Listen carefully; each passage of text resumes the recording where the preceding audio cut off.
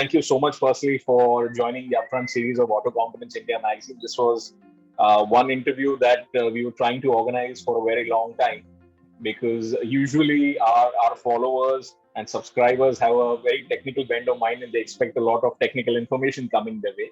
But jobs is something that has been discussed by everybody. It has impacted everybody over the last 1 year, and who better than having you to take us through what has been happening around the last 1 year and what does the future hold for us. So thank you so much for sparing the time. My first question to you, for Yeah. the benefit of our subscribers and followers, uh, give us an insight into how the Layam Group business has evolved over the years, and what is it that you've changed to align with the modern day demands of jobs, specifically to the manufacturing and services sector. Okay. I would like to just give you a small brief how Layam got conceived, put it to in a more precise manner. Since I was Right. with Tata's for 20 years, okay, then I happened to be the first employee for Hyundai Motor India, setting up the entire plant in Chennai. So then during that time, now I'm actually 67, retired, okay. You don't So look like. thank you. So I thought that there is something which we have been gone through the what is happening in the industries and why the human resource as such we have been talking, but the prioritization on this has been depending upon the need based rather than making it a standard. Right. So we did study, and I was going through. I was very getting confused that why human resource when need people say it's great and when afterward they forget about that, when their job Right. is getting it done. So it is more of a need based, requirement based. I remember in my olden days there used to be a very famous film, Mera Naam Joker. There was a word Jarurat was used by Raj Kapoor. Right. So, jab Jarurat you feel, after that you forget about that. So I thought Absolutely. there is a need to create, sensitize people about the importance of human resource. That's why I say that human resource HR means honesty in relationship. It is not a resource. It is basically their fingers, their mind, their emotions actually create the assets for any businessman. Okay. Right. Right. With that point of view, I started looking into the country. I found that more than 3.5 lakhs people are coming out. They are the dropouts, either technical dropouts or general dropouts, and they are in the general cadre. They are all diploma, ITIs, but not passed. So I started picking up them and trying because they had an engineering bent of mind, but the opportunity was not there. So there Right. was no one to create opportunity at that time. No one bothered to create opportunity. So you will find them somewhere nowadays, like they are selling the pizzas and etc. They are drivers Yes. also. So I started picking them up and created a business model for the client, for the engineering industry. I said, if you are taking an unskilled labor and trying to create a quality product, and globalization came when the quality was the in thing. So Right. we were cost, everything was going wrong, and the industries were struggling. I said, let us pick them up. And I put them as a trainee model inside the thing as a contract manpower. And they started giving the results because they had that made of mind. So with Right. this point of time, it has a two strategy, 34, 40 years of my experience. I wanted to give back to society. So I thought, let me try to do something useful. Second, the industry also got benefited. So then Right. I am got conceived, came into existence about 10 to 12 years back. Right. Right. Now, there was a recent report that came out from CEDA, the Center of Economic Data and Analysis, which has not exactly painted a rosy picture on the job front. The report states that 46% of employment has been lost in the manufacturing sector between 2016 to 2021. And the figure for last year itself is about 31.7%. So, to the budding engineers and technical professionals who are our followers, how do you paint a picture of the job market in the near, medium, and long term? See, basically, our industry or manufacturing engineering industry is basically a market-driven industry. You got that? Right. So the push is through the market. Is a push and pull technology. Market pulls it.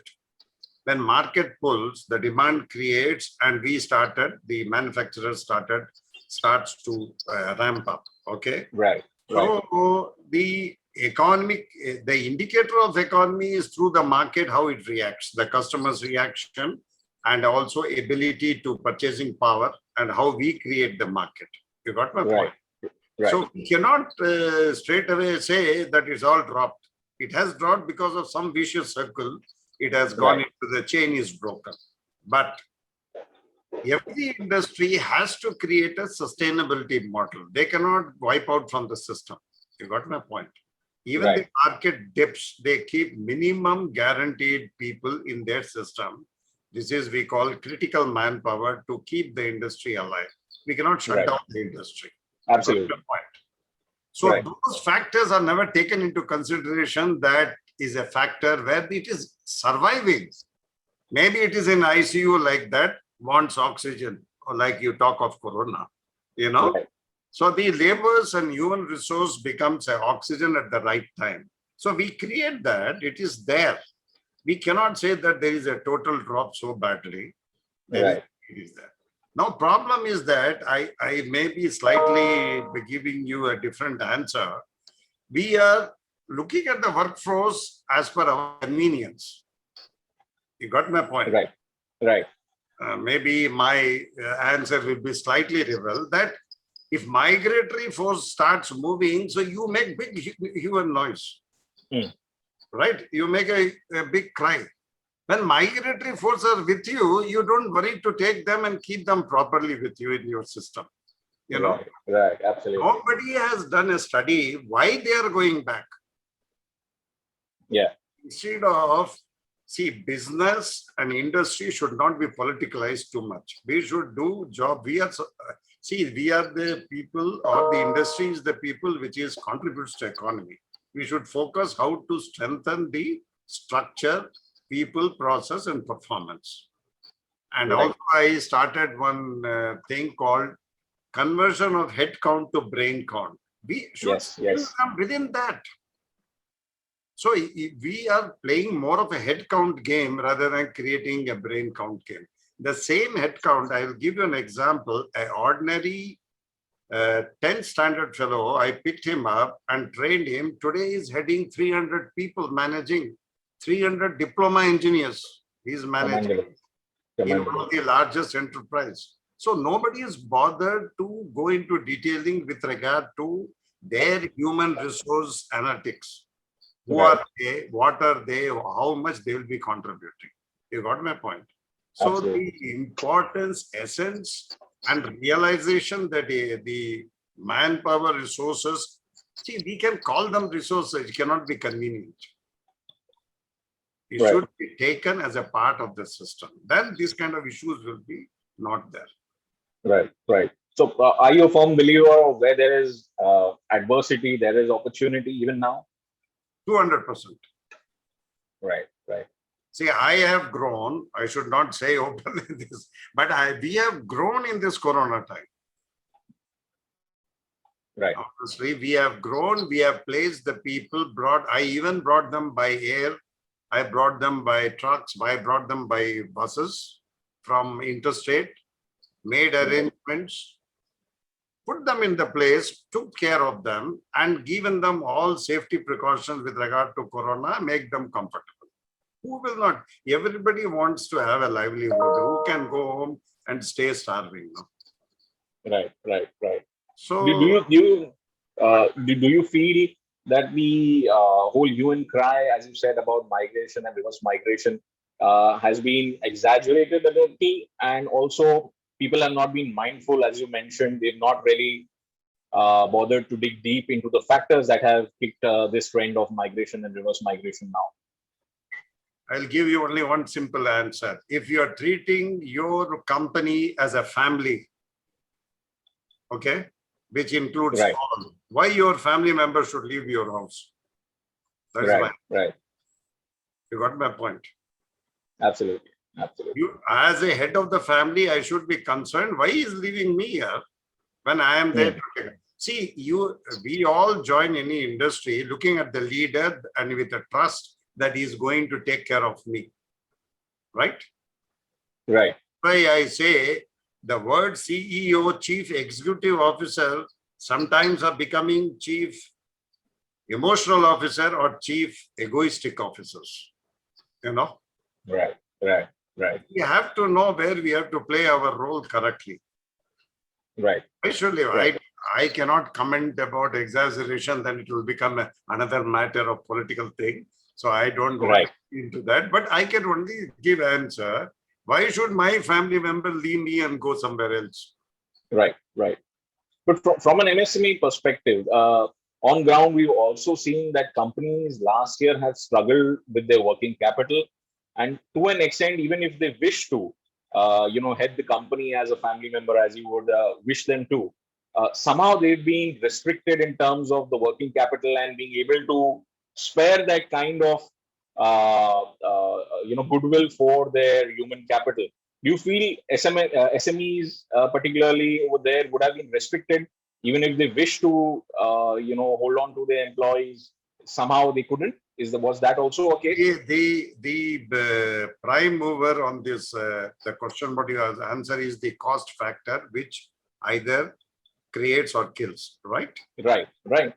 Absolutely. And the people who are contributing, like all the people, whether it is a labor or the executives or all, if they are the member, if they are being explained that we cannot be able to manage, you have to manage with a meager. At the same time, if each industrial heads go for austerity measures, that means you can cut down. But you cannot make this as an excuse to, Yeah, completely. That thing, Yes. You're understanding my point, what I am trying to say. Right, I get it. See, in-house, the crisis happens. So we try to survive. The survival instinct is not being taken. See, I still remember Darwin's theory, struggle for existence and survival of the fittest. Right. It has become into the in thing now. If you really say these two words, these two statements have become the order of the day. Right. So it is more that we have to relook ourselves to how we become the fittest to make other people survive. Right. It is not necessary that you have to give them 100% everything. Not possible. They also understand. They say even we don't get one-time food. If we are able to get one-time food, I'll be happy. Even half of that food, I'll be happy. Right. Now you see, if the people are leaving away, so you are leaving, the skilled worker are going away. It impacts your process. When you restart the company or restart the process, the proper skill is not there, quality issues comes, productivity goes down. See, the chain reaction is too much, I also felt like, I worked in Hyundai, I believed in one thing. The OEMs or the principal employers, OEMs are basically should take care of the vendors, the vendors' survival and have created a kind of pipeline. That kind of thing is important. So, are you there? Hello? Yes, I am there. Please continue, sir. Yeah. So, I personally feel it is a total top-down and bottom-up. We have to do homework to see how each one of us survive in this bad weather also. Right. If we all migrate or we all leave the place, then you imagine how much damage happens to the economy and the place. Right.